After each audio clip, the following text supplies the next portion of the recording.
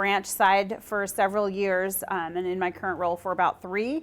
I'm also the Director of Branch Operations and Mortgage Specialist. So if you have needs in any of those areas, my card is over on the table, along with a couple of handouts to support the presentation for today. So please grab those over there if you would like. So today we are talking about fraud and scam prevention. We're going to be looking at a lot of different scenarios. First of all, I want to point out that last year's numbers were over 2.6 million fraud reports, and that is over $10 billion in fraud losses to consumers, to the regular individual person.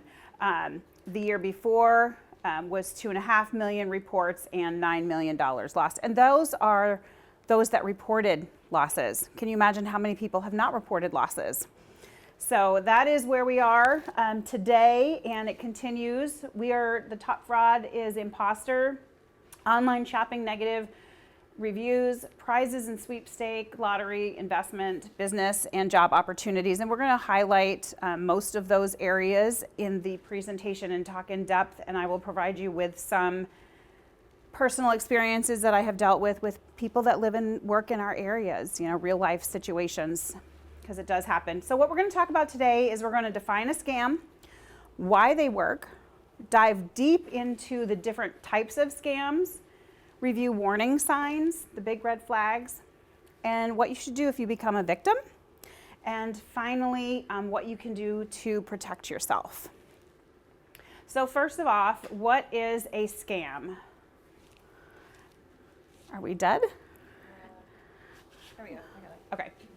What is a scam? A scam is a trick that a con artist plays on you to extort money of an unsuspecting victim. That's it in a nutshell. That's all they want to do. And they're very good at their jobs. And now we're going to talk about, next slide, why they work. Lots of different reasons. I'm not very tech savvy, so I have been a victim of a tech support. We will talk about that later down the road. Some people have mental deficiencies. They just, due to age, dementia, or just not, I guess, well versed or educated in the types of scams that may be out there. People are eager to help. Let's face it, we are an organization, we are an entity that likes to help people. So we want to help and do what's right. We naturally trust people and we want to help people. And then there are some that they want the easy buck. They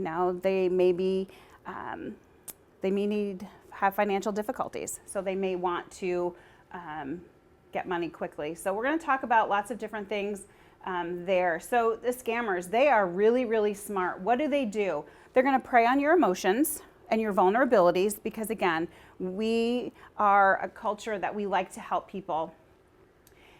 They do not take no for an answer. They start out really kind in conversations, but they will be more and more forceful via text, emails, or phone calls, and they don't like to take no for an answer. In addition, they insist on secrecy. So they will not let you talk to people. They say that it's very urgent. They want to gain your trust. And they also have no problem stealing from people that are ill, they have financial difficulties, or have little money.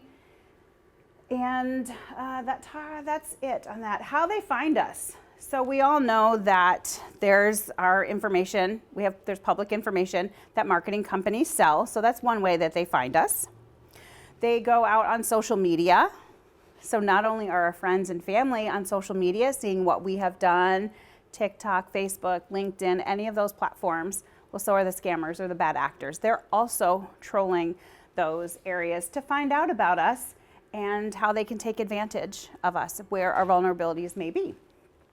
They could infiltrate local groups or clubs that you belong to. If you're in a bowling league, if you are part of a church organization or some kind of community service entity, they may infiltrate those groups, befriend you, and then they're going to start asking for money or they need a favor. Be leery of those individuals. Finally, the door-to-door group of folks. So we've heard about that on the news, contractors, people knocking on the door, you want the Kirby vacuum cleaner, whatever. But those are the top four. So how do you spot a scam? What are the key warning signs? So this is a really good takeaway, this slide. Usually the bad actors will require that you do immediate action. They don't want you to think about it. They don't want you to think on it and sleep on it for 24 hours. They need you to act now. There's an insistence on secrecy, like I had said. They don't want you to talk to friends or family or coworkers. They need their money now and they need it up front. And they tend to request hard to track payments. We are going to touch a little bit more on each of these so that you have a better idea of what is included in each category. So the different types of scams out there, we are going to talk in depth about all of them. There's fake check scams. There's lots of different ways people can intercept checks. Tech support, the sweetheart, family imposter, government imposter, phony charities, investment tips or deals, the too good to pass up investment opportunities, and contractor scams. So we'll dive right into the fake check scams. And these are the types of scams if you have gotten a letter in the mail from Publishers Clearinghouse saying that you've won. Well, did you even enter Publishers Clearinghouse to even win anything? You could have won a grant to have your windows replaced with a check attached to the bottom. You could have won a trip somewhere with a check on the bottom. What they want you to do is deposit that check. And then they're asking for you to send part of that check money back for reservations, for taxes if you won the lottery, administration fees, processing. So that's what they are looking to do. That's okay. So the different kinds of check scams are the sweepstakes like we just talked about, the grant opportunities, foreign business deal, so the Prince of Nigeria has this great land opportunity for you. We see faxes here occasionally that, looking for land deals.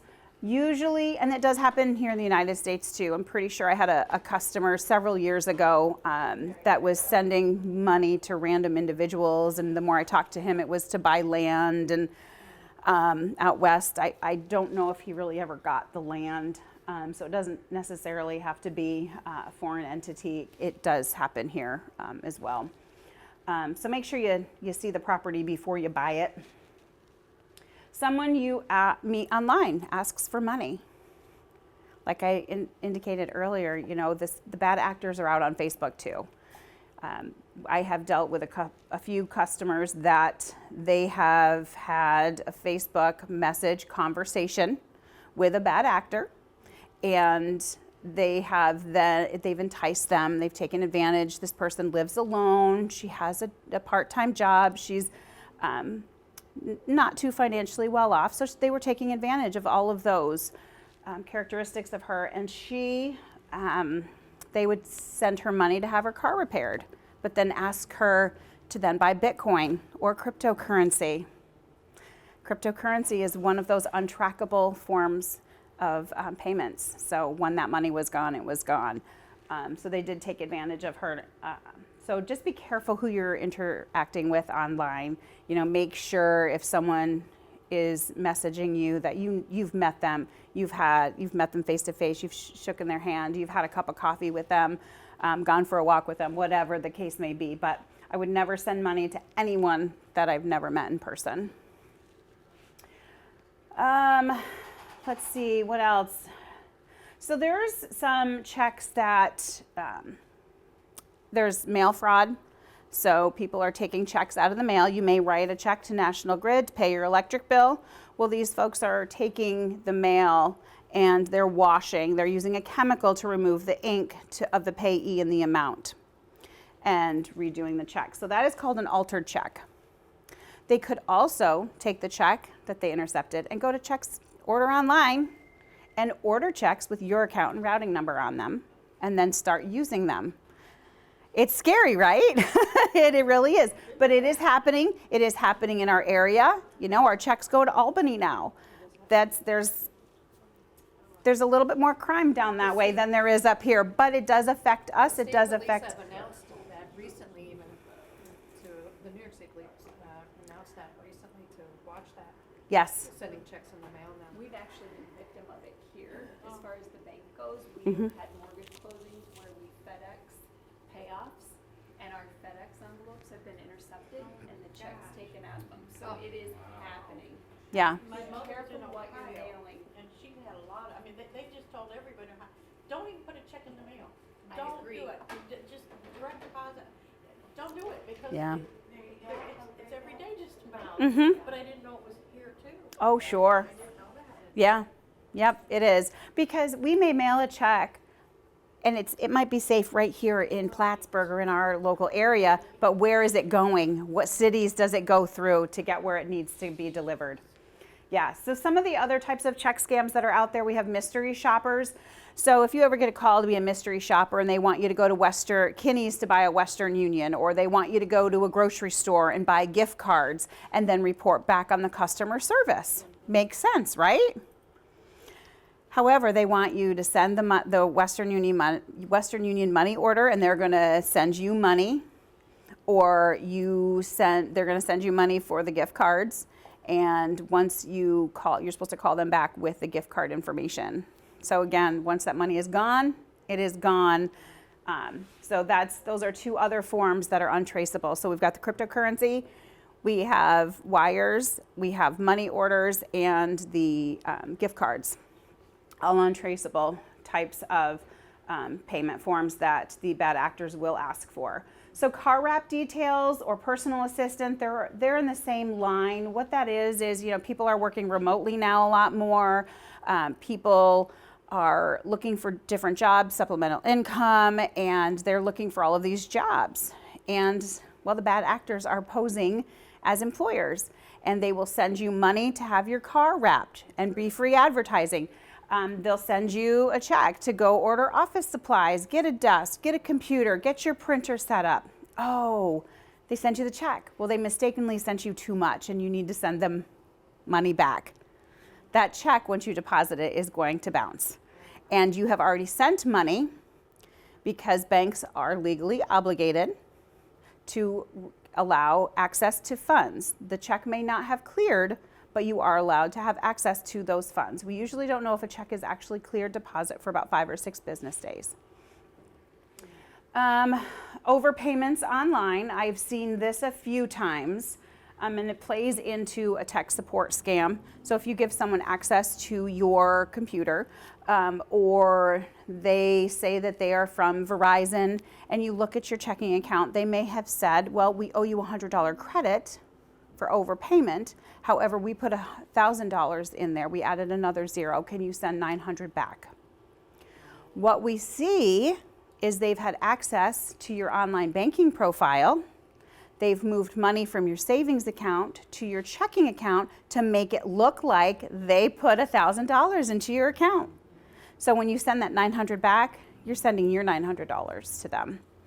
So just really important. Yeah, I mean, you can't escape it. You can't. You can just be vigilant and come to things like this to educate yourself, to know what to look out for.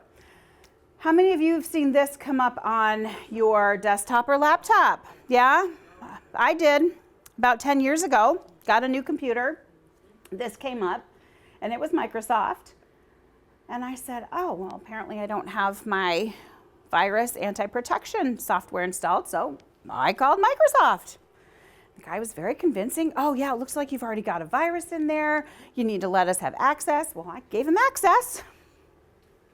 And come to find, and then after he's roaming around a little bit and I'm seeing things, and he said, well, we're gonna need X amount to take care of this virus. I said, you know what? I have an appointment. I need to get going. I'll call you back. You know what my next phone call was? To my local trusted tech guy. I called him and he said, Medara, this is a scam. And so he easily told me what to do, unplug everything, brought my laptop to him, he cleaned it up. No harm, no foul. You know, my gut got the better of me and said, no, something doesn't seem right here. And so I listened, and sure enough, they're that good. They are just that good. You know, this one is still out there. This one happens all the time. We are dealing with customers regarding this, business or personal accounts. And the best thing you can do is just detach from the internet until you get your computer cleaned up. And then, of course, watch your accounts. So we're going to go back and make sure we hit everything. So we've done tech support, sweetheart scams, taking advantage of people that are lonely, live alone, and claim to be in love with you. If a bad actor professes their love and you've never met them within a short period of time, that is a big red flag to look out for. They're going to ask for money to come see you. They're going to ask for money so that they can buy you a plane ticket to come somewhere and meet them. Or they may have family that needs help. They're going to ask for money. Don't send it.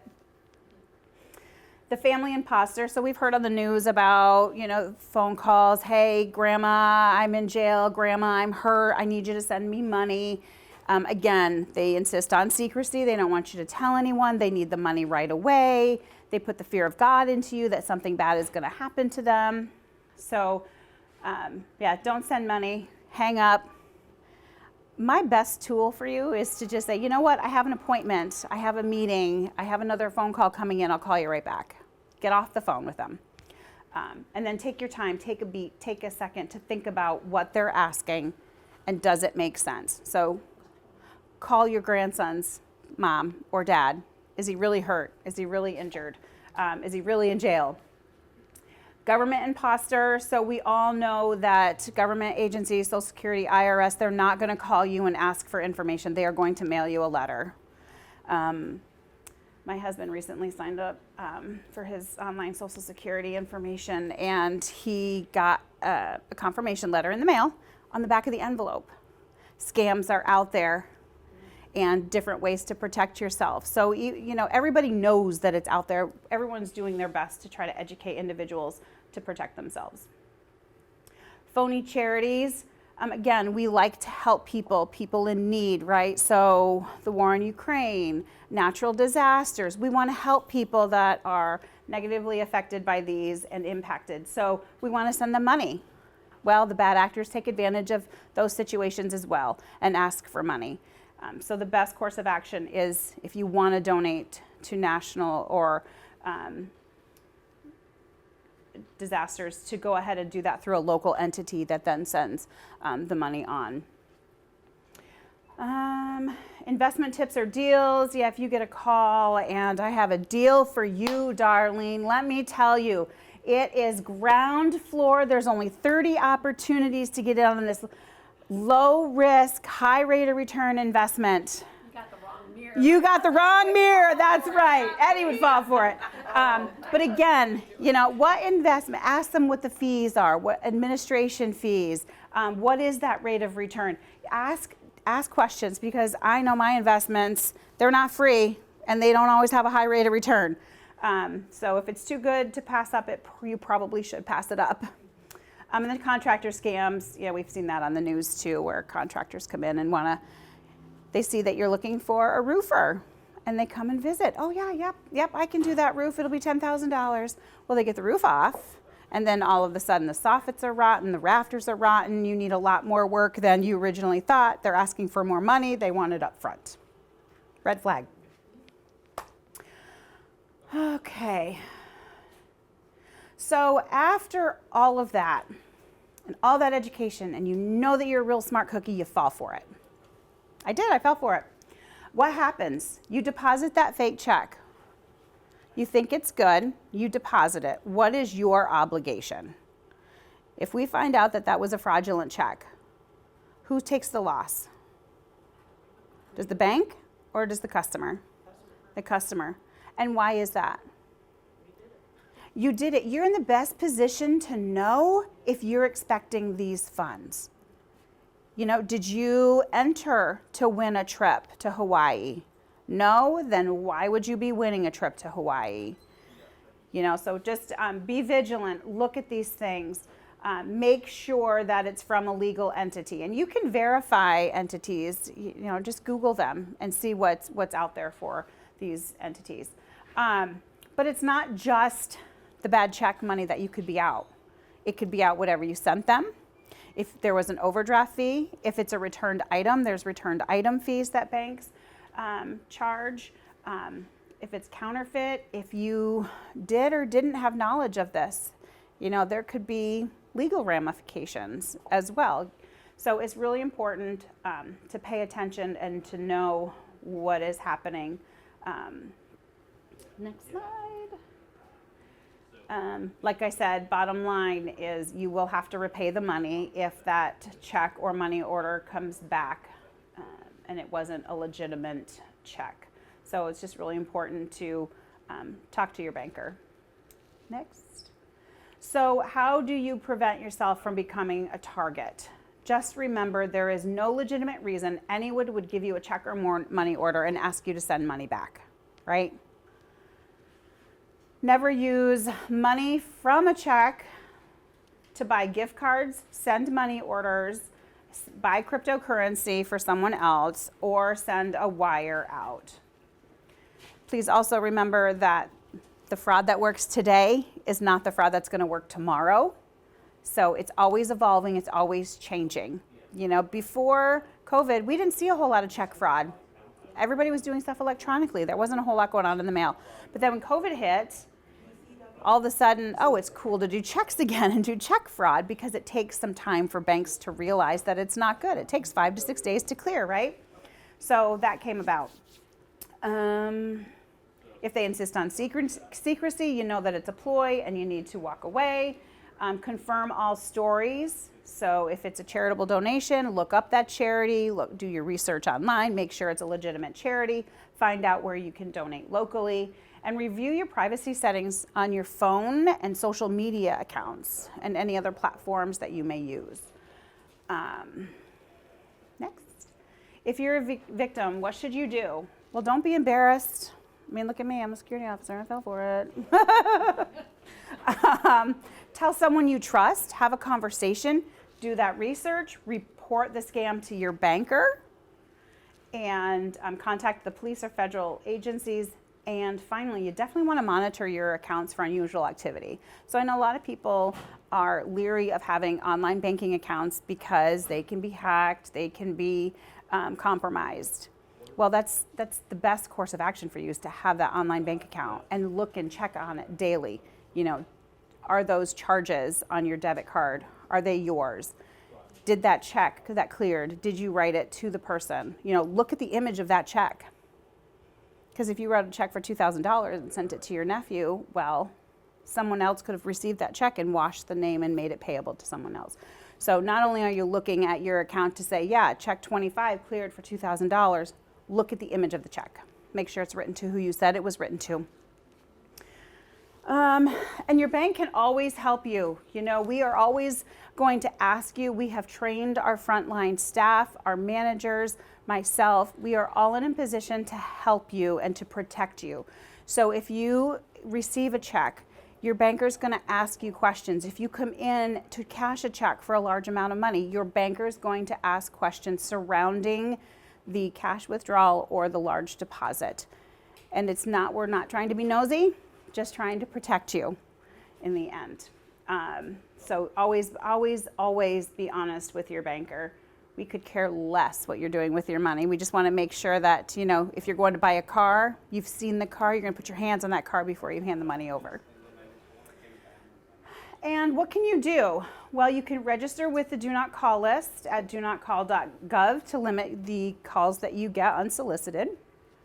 It's not going to block all of them, but it will block a majority of them. And I'm also told that I'm not sure if this is true, but you have to do that periodically. Yeah, Yeah. I believe you do. Mm-hmm. Oh, is it? Okay. Yeah, and also with phone calls, just want to let you know that the scammers are really smart and they do what's called spoofing.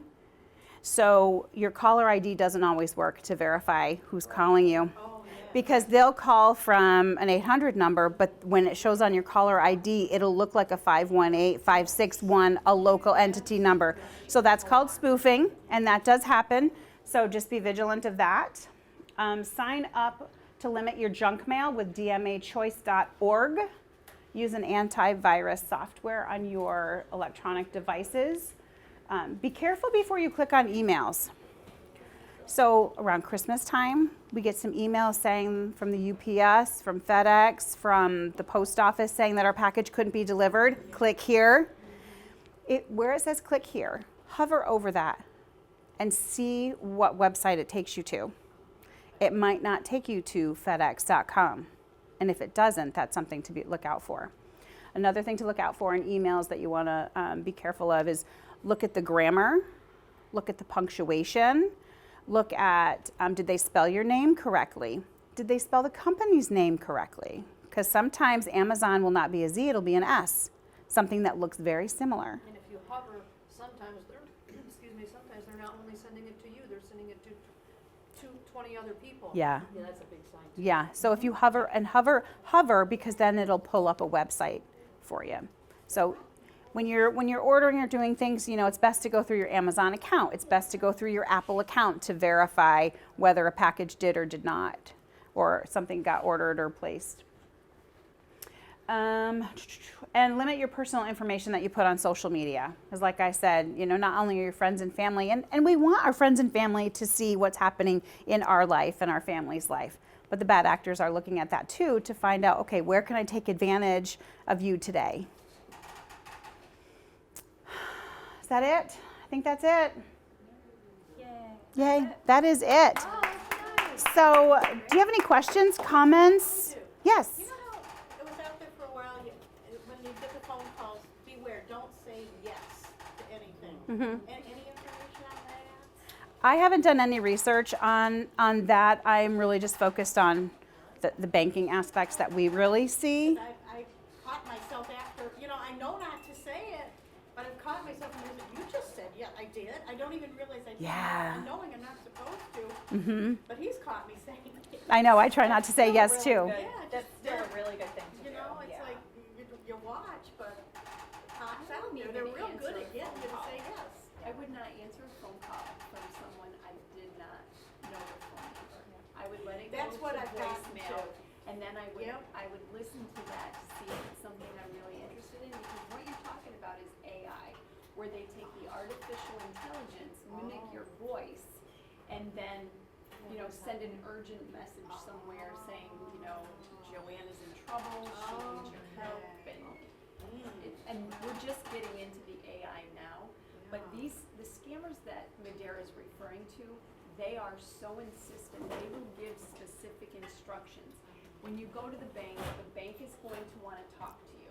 Don't talk to your banker. I mean, they tell you that. Specifically. They're going to put it through the ATM. That way you're not encountering a banker, because they know we're on alert, right? They know what our hold amounts are. They know what our thresholds for cash are.